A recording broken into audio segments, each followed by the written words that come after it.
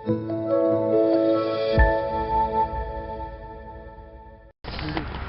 दोस्तों, welcome to artist box.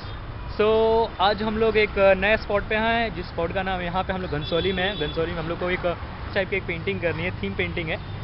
सो मैं आपको अपना कैनवास दिखाता हूँ, पूरा कैनवास, और मैं मिलता हूँ थोड़ी देर बाद।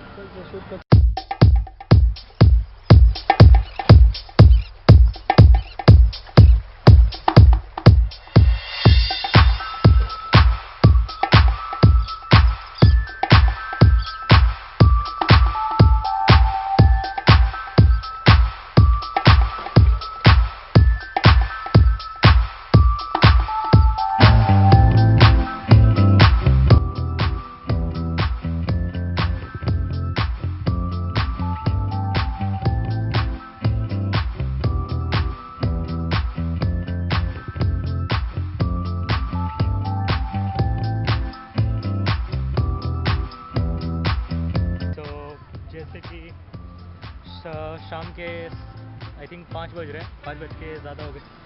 सो अभी तक जो हम लोगों ने काम किया है वो मैं आपको दिखाता हूँ, शायद आप लोग को शायद पसंद आ जाए।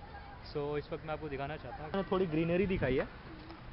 अभी ये जो पार्ट है ग्रीनरी का है, और ये जो है सूखे का पार्ट है जो अभी सूख गया है।